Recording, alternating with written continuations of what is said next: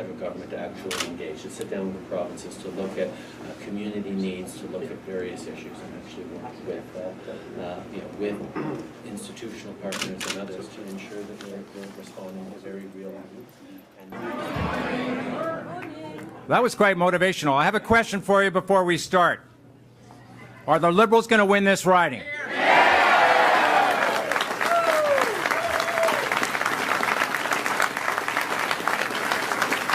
Now, that was motivational.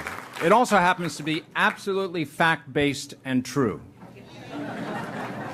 So my name's Andy Leslie. I'm a veteran, former soldier, and before I start, I'd like to introduce half of the other veteran candidates that are part of Team Trudeau. Jeff Leheux, Fiona Aleslev, Steve Fuhr, Harjit Sajjan, Yeri Rousseau, Karen McCrinnan, David Gauvin, and Robert Falcon-Ouellette. Great veterans all.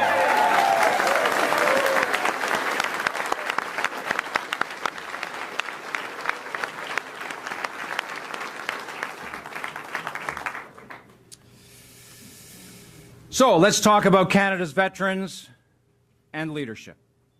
I had the privilege of being your Army commander from 2006 to 2010. And on my watch, over 40,000 great Canadians deployed to Afghanistan and other places in faraway lands. Comme j'ai dit, j'ai eu le privilège d'être le commandant de l'armée pour 4 dures années dans la période la plus intense de nos participants en Afghanistan de 2006 à 2010. Ça fut une période très dangereuse pour nos troupes. Plusieurs sont morts et des milliers ont été blessés physiquement et mentalement. Plus de 40 000 Canadiennes et Canadiens ont déployé outre-mer sous mon commandement. Ils se sont battus, ont aidé à reconstruire et ils croyaient que le Canada s'occupe d'eux si jamais ça tourne mal. They went overseas, they fought the good fight, they rebuilt, and they thought that Canada had their back. The facts prove otherwise, and the vast majority of Canadians know it. Almost all of you have this sense of unease, this feeling of a very serious debt that has not yet been repaid. Here, here. Here, here.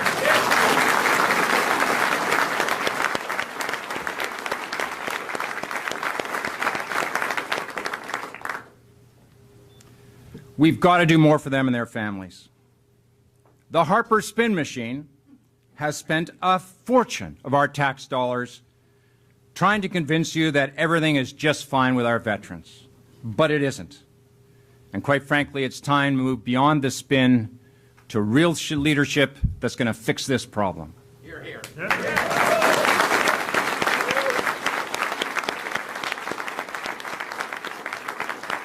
So let's talk about real leadership. 2 years ago, Mr. Trudeau and I had the opportunity to pass some time at the Beechwood National Military Cemetery on November 11th. On a marché sur les traces de ceux qui sont tombés et nous avons rencontré leurs familles. We walked along the rows of our dead and we met their families. Bien sûr, c'était très émouvant. At each grave stop, I would explain, obviously, the name, the particulars, when and how the soldier died, the date, and a little bit about their families. And afterwards, we had the unique and enormous privilege of talking to their loved ones who, like many others on November 11th, make that special effort.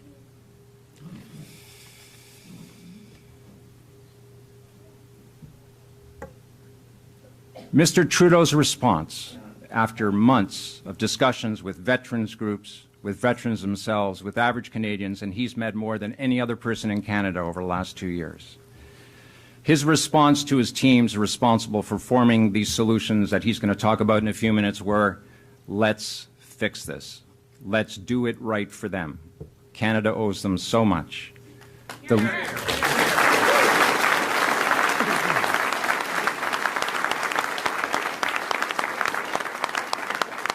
It's this attitude of understanding complex issues, fiscally prudent, but aware of that compassionate extending hand which all Canadians expect from their federal government.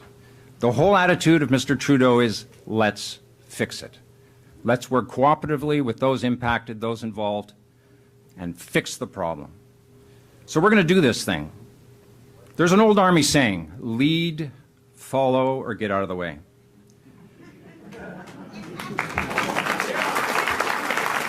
You already know my punchline.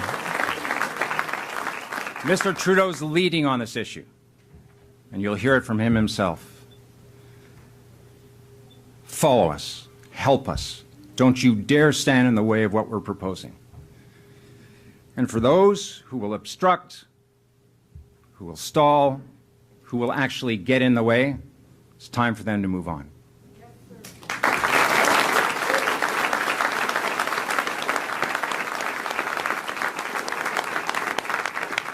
We're going to start a huge step on the journey to fixing this. It's not going to happen overnight, but there's some huge steps that are about to be announced in seconds.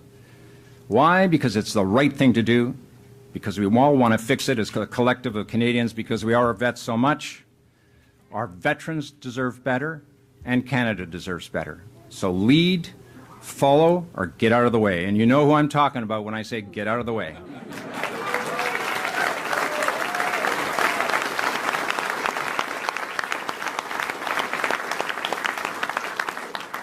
Well, thank you for your attention. Maintenant, I'd like to call to the podium Neil Ellis, the former mayor of Belleville, a great friend of the military, a great friend of CFB Trenton, and by the way, your next MP for this wonderful riding, yes?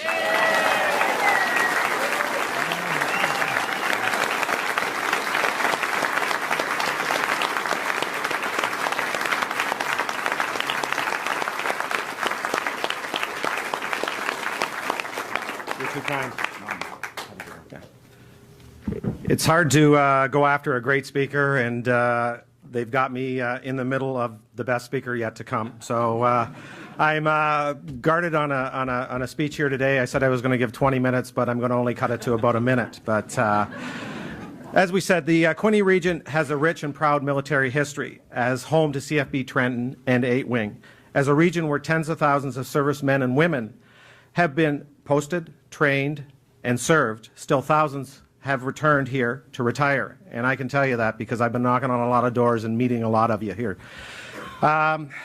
We have a military heritage, and the concerns of veterans are all gathered here today, and you can see from the crowd we have. I want to take a moment to thank those veterans who have taken time to come today, and some of them that actually spent some time with Justin and I earlier before here, firsthand.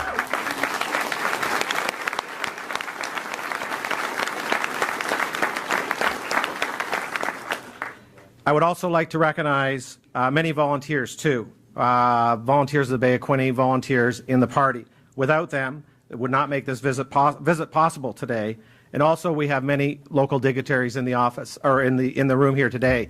Too many to mention. I'd like to thank the local mayors. Some of them are here, local councillors. And I'd like to point out our candidates here from Kingston. We have Mark Gerritsen here. Mark.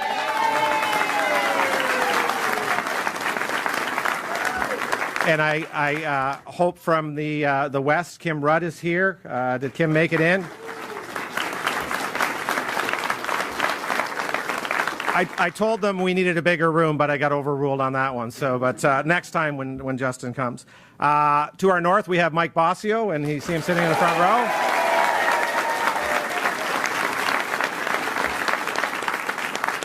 And I believe from Durham, Corinna Trails is here also. Yes.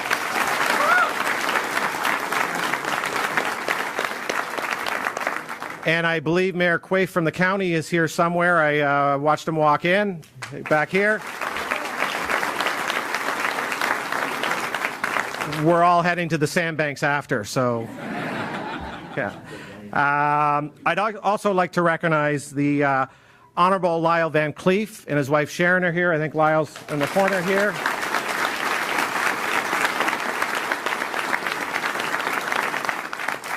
Former MPP from Kingston Island, John Gerritsen.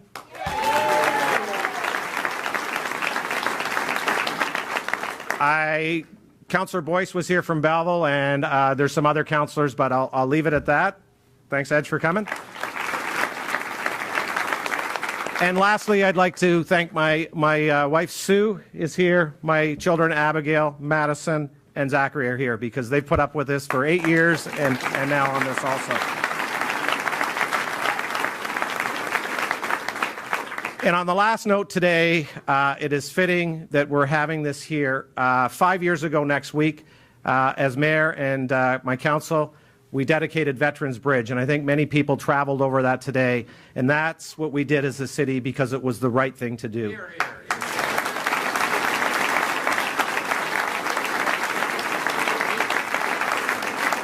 So with that, ladies and gentlemen, veterans and supporters, it's my privilege to introduce to you the next Prime Minister of Canada, Justin Trudeau.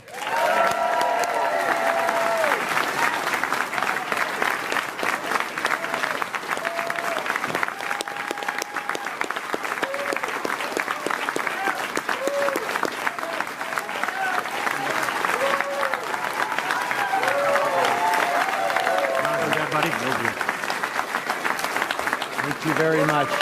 Thank you.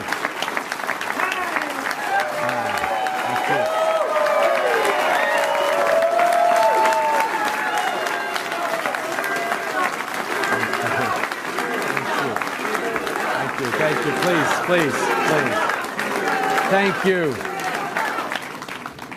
Thank you very much for that incredibly warm welcome. It's great to be back in Belleville today with all of you and our terrific candidate and former mayor, Neil Ellis. Again, another round of applause.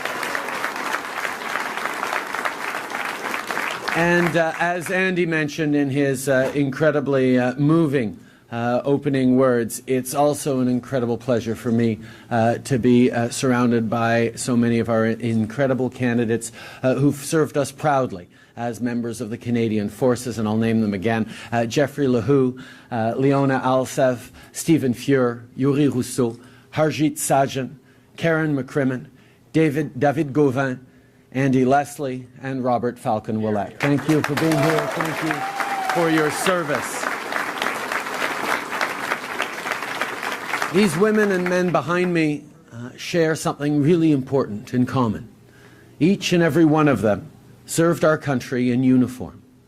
I recruited them to stand for public office because public office ought to be about public service. We've been reminded over and over again these past few weeks that we have a Prime Minister and a government that serves itself when it ought to be serving Canadians. The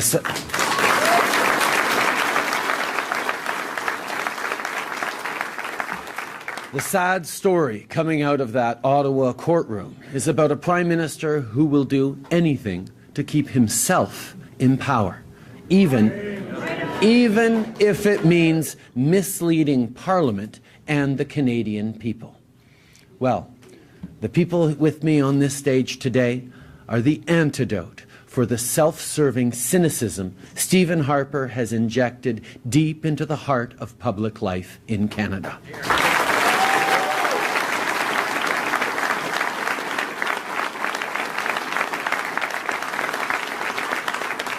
Their valor, their work ethic, their willingness to sacrifice their lives for the values we share and too often take for granted, that's the kind of public service Canadians deserve.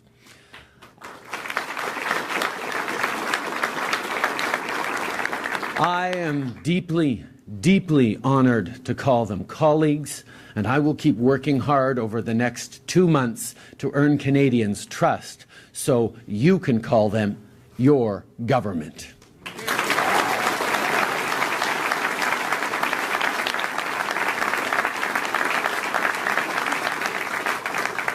Les hommes et les femmes ici avec moi aujourd'hui ont quelque chose en commun.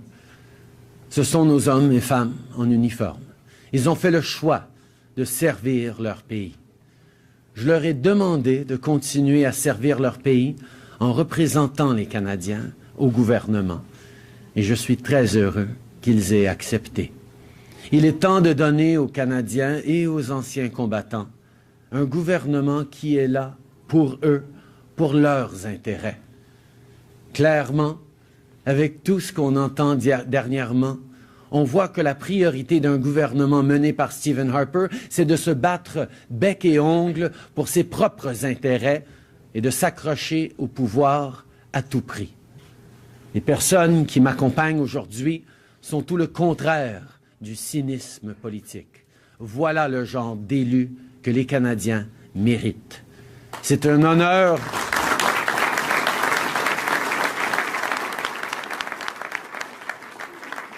C'est un honneur pour moi de les considérer comme mes collègues et votre futur gouvernement.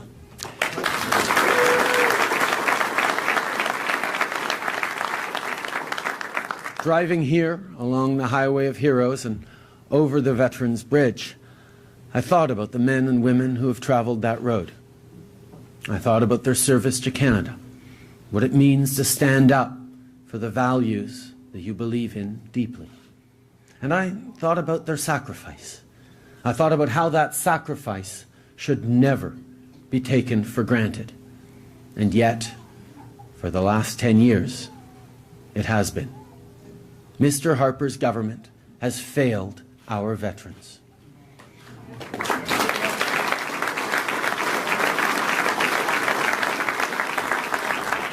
Harper likes to wrap himself in the flag, but he has betrayed the brave men and women who laid down their lives for it.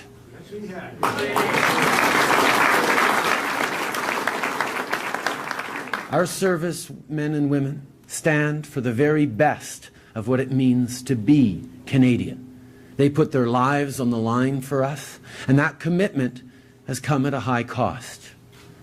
158 members of the Canadian Forces lost their lives during our mission in Afghanistan.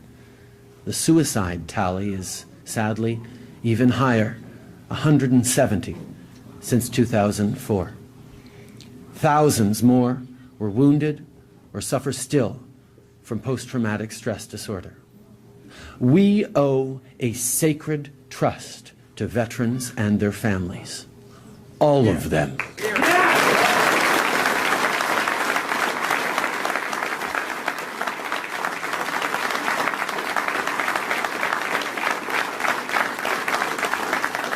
It's an obligation we must meet with respect and gratitude. And yet, Mr. Harper's government walked away from it. They fired hundreds of frontline veteran support staff.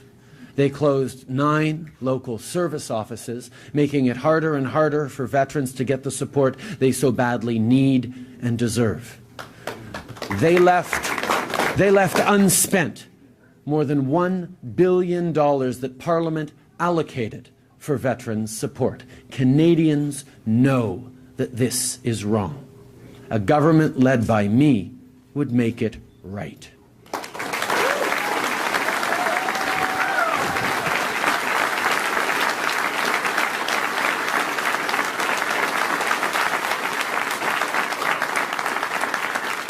Our veterans deserve respect. They deserve support.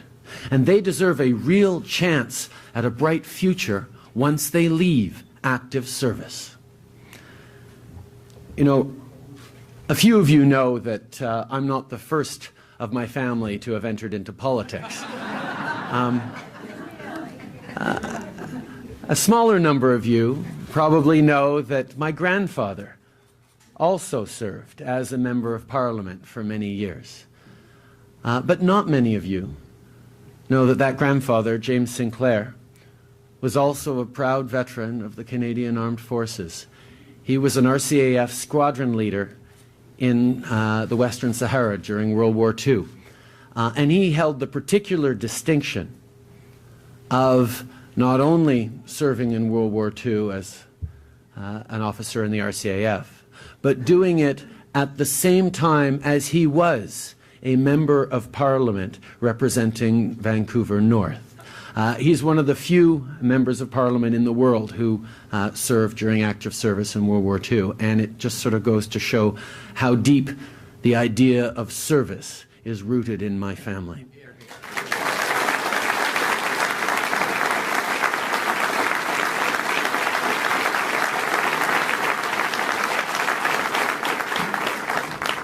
So if I earn the right to serve this country as your Prime Minister, no veteran will be forced to fight their own government for the support and compensation that they have earned.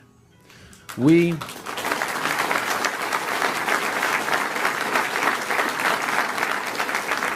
will reinstate lifelong pensions and increase their value in line with the obligation we have made to those injured in the line of duty. We'll invest $25 million in and expand access to the permanent impairment allowance.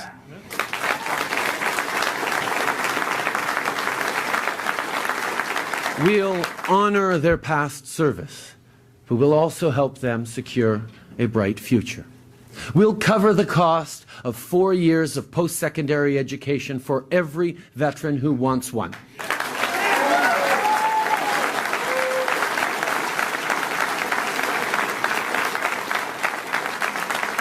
That's 4 years of university, college, or technical education fully funded.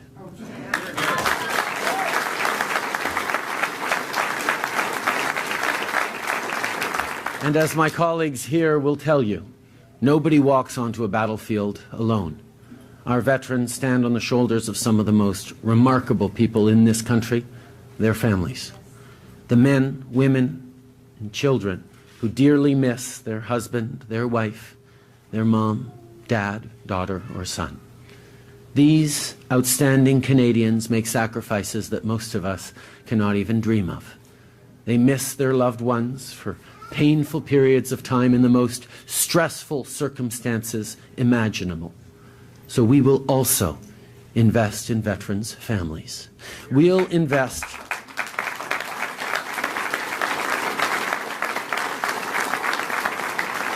$100 million more per year in family support services.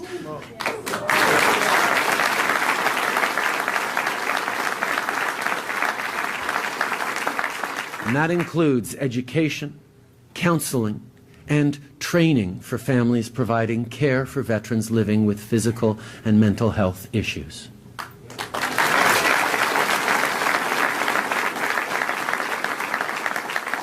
We'll double the last post fund because every veteran deserves a dignified burial.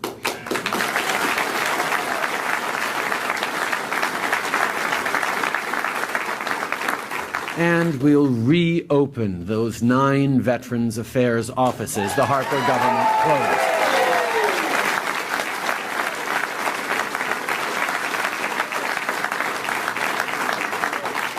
Further, we'll hire 400 frontline service workers, including much-needed case managers, at Veterans Affairs.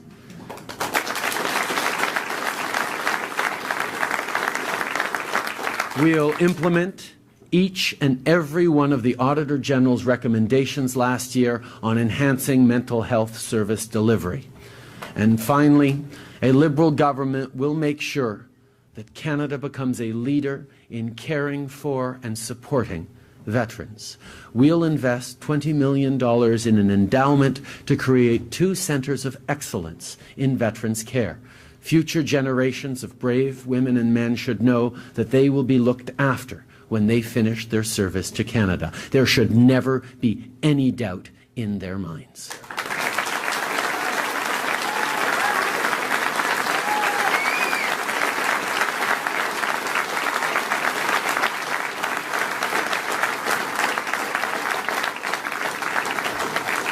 Pendant une décennie, les conservateurs de Stephen Harper ont manqué à leur obligation solennelle envers les anciens combattants. Ils leur ont carrément manqué de respect. Les exemples sont nombreux.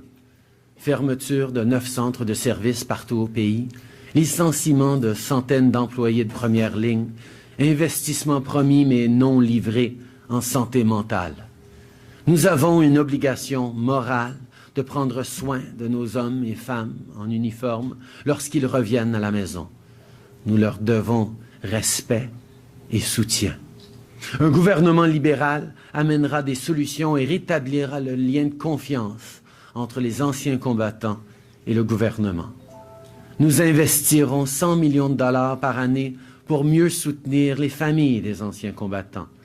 Ce programme couvrira l'éducation, le soutien psychologique et la formation de familles qui prennent soin d'anciens combattants qui ont des problèmes de santé mentale ou physique.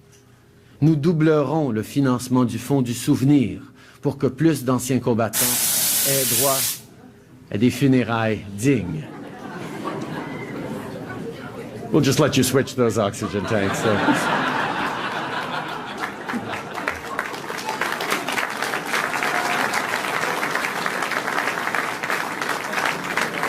Thank you for being here. Nous rouvrirons les 9 centres de services aux anciens combattants que les conservateurs de Stephen Harper ont fermés et nous mettrons en œuvre toutes les recommandations du vérificateur général en matière de santé mentale.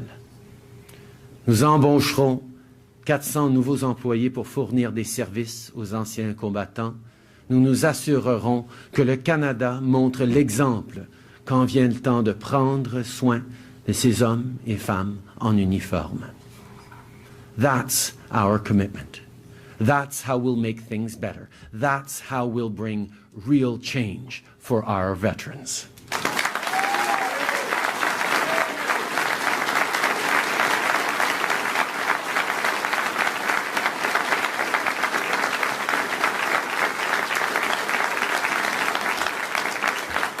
Now, Matt Luloff is here today. Where are you, Matt? You're back.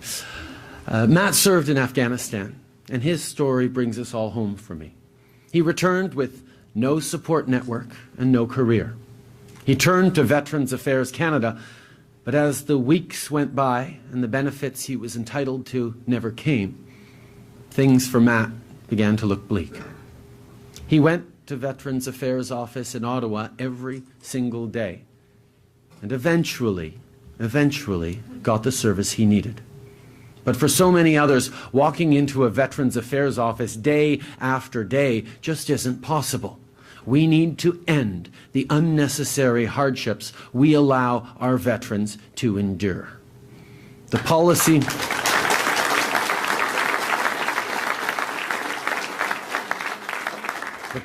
changes we're committing to today would have immediately changed Matt's life and the lives of so many other veterans. Now, I've said this every day since this campaign began, that we need to replace this cynical, tired old government.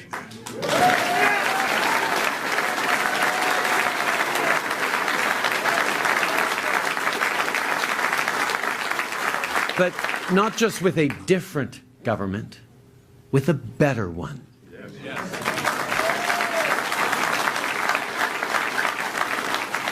And nobody deserves that better government more than the people who put their lives at risk serving this country.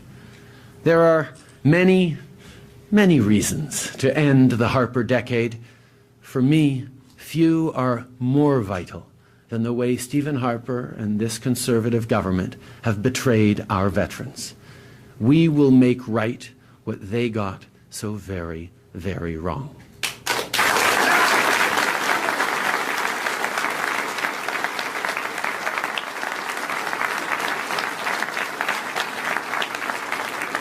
Respect, support, a real shot at a brighter future. That's what Canada's veterans can count on if we earn the privilege of serving Canadians as their government. Merci beaucoup. Thank you very much.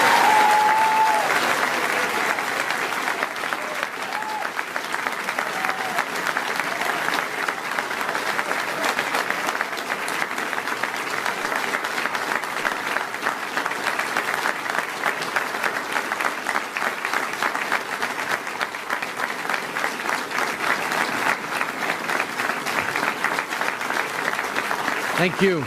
Merci beaucoup. Now, if all of you folks will bear with me, I'm about to do something that politicians don't seem to be doing enough of these days. I'm about to take a whole whack of questions from media. So,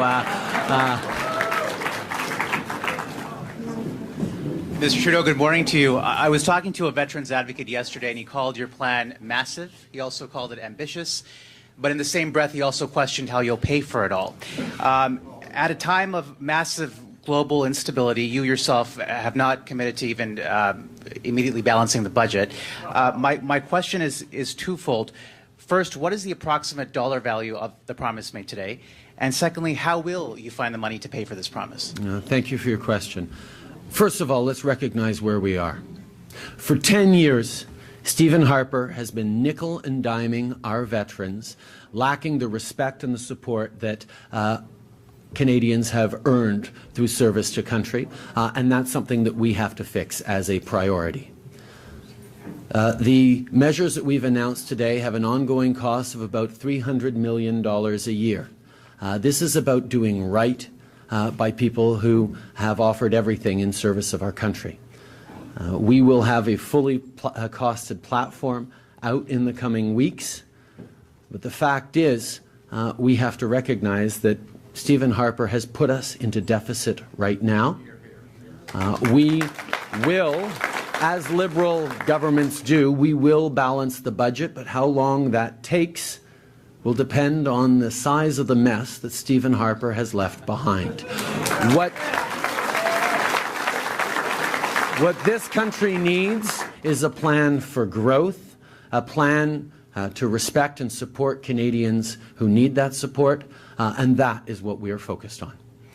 Thank you.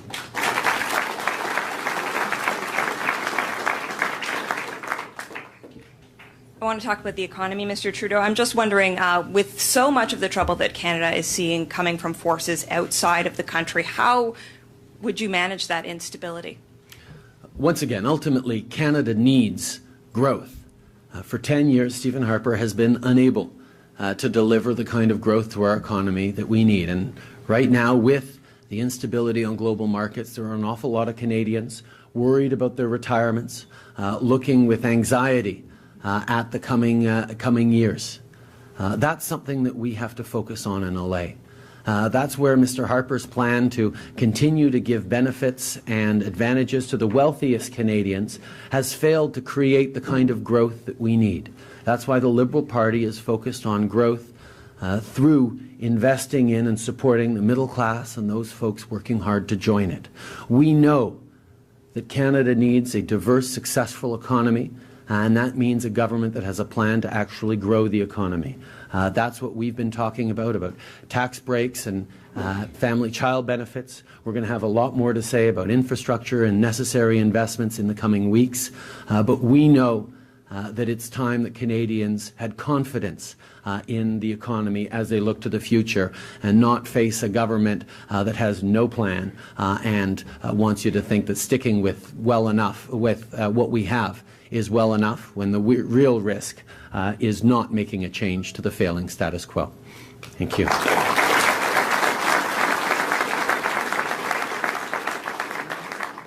I understand your criticisms of the government, sir, but I'd really like to understand to what degree you think the current troubles are the result of exterior forces, things beyond the Canadian government's control. Oh, I think Canada is a trading nation. We will always depend tremendously on global forces. The question is, how do we then deal with it?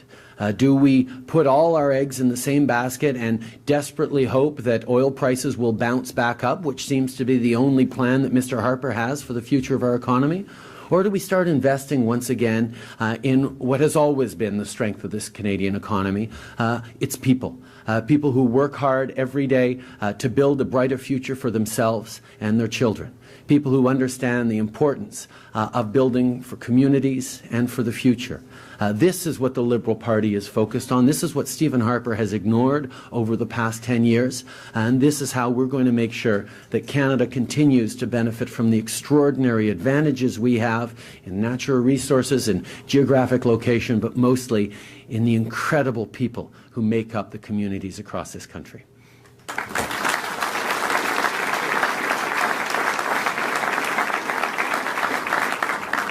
Good morning, Mr. Trudeau. Just coming back to the policy announcement for a moment.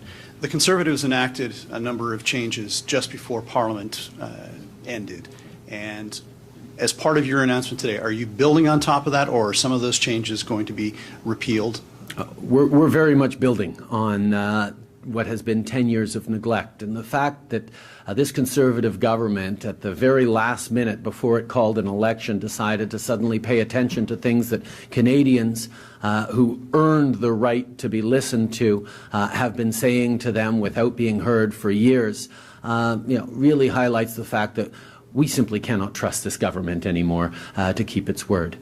We've seen time and time again that it puts its own advantages ahead of the interests of Canadians, and we are proud that we are happy that the Liberal Party has put forward a strong vision to make sure that we're giving the respect and the support to Canadians who have more than earned it over the past years with their service.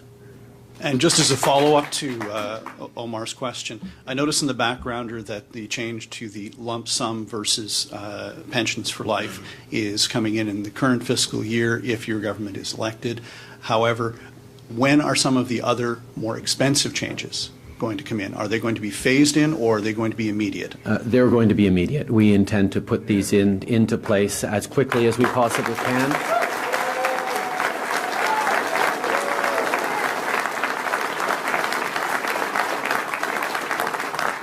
Too many people have been suffering from neglect from too long from this current government.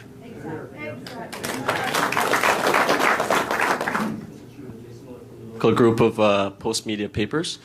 One of the criticisms from Canadians over the since the election has been called is your lack of experience. That also bodes for your local candidate, your federal candidate, Mr. Ellis. He's been a mayor, but he hasn't ran federally before. How will you change the course of that in ridings like this? I see you have a bunch of candidates as well who are facing a similar fate here in terms of the level of experience and changing the momentum and convincing Canadians that you are ready, sir. First of all, when you want to find out if someone is ready for this job, ask them what they want to do with this job and why they want to do it in the first place. And I think I have demonstrated that the kind of experience Canadians have gone through over the past 10 years under Mr. Harper is not an experience they want to continue. Leadership...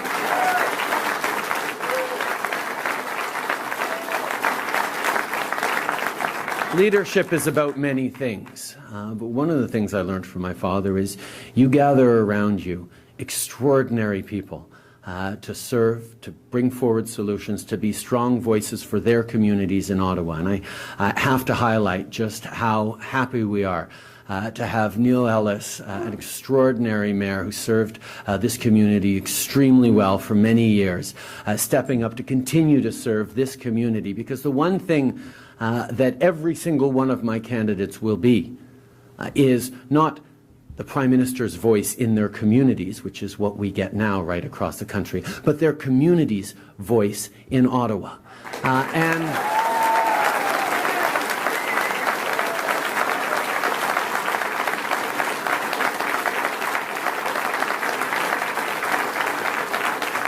And I have to say, sir, you're a fairly brave man to stand there and question the life experience of folks like Harjit Sajjan and General Andrew Leslie.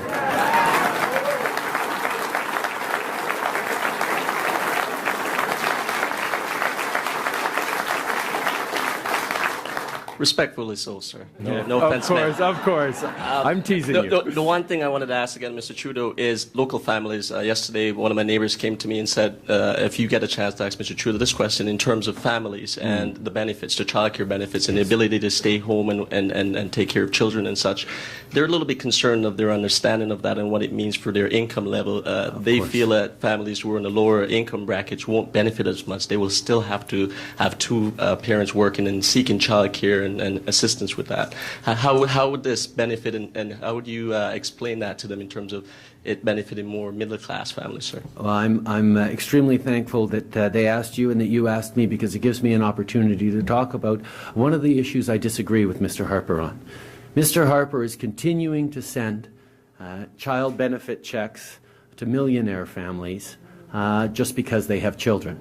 Mr. Mulcair wants to continue to send those checks.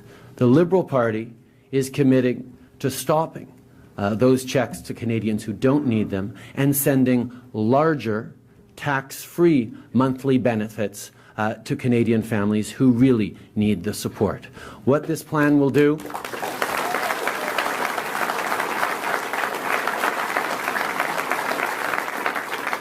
is ensure that, for example, a family of 4 making an income of about $90,000 a year will get $2,500 more every year tax-free than the current UCCB checks that Mr. Harper is sending.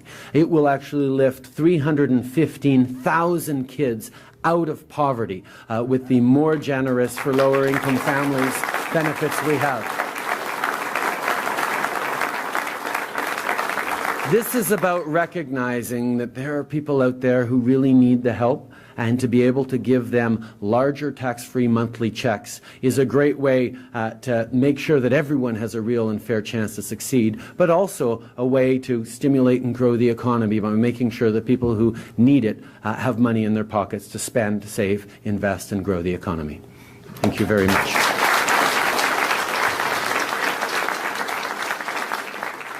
Mr. Trudeau, John Spitters with CJBQ Local. I'm concerned about the local economy. So under your government, should you be elected, will the current decade-long expansion at CFB Trenton, reconstruction, renovation, big-time dollars, will that continue? Because CFB Trenton's the General Motors of this area.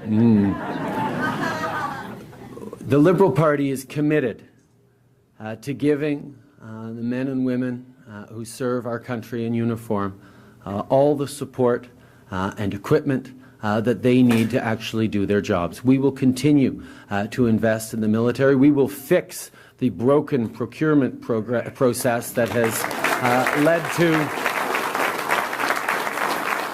led to tremendous inefficiencies and waste, and we will ensure that our military has the resources they need to be able to continue to operate and have an impact not just around the world but on the communities that they're embedded in. And I can tell you, I've got a whole bunch of people behind me who will make sure that holds in the next Liberal government.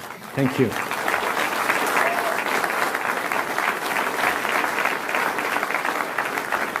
Merci beaucoup tout le monde d'être ici. Thank you so much for coming out this morning. We've got 2 months of a campaign. I'm so glad to see you all here. I hope you're volunteering, helping out. I know many of you are. We need to get the message out there that Canada is ready for real change, ready for a better government with a real plan, and that's exactly what we're going to offer. Merci beaucoup tout le monde. Thank you.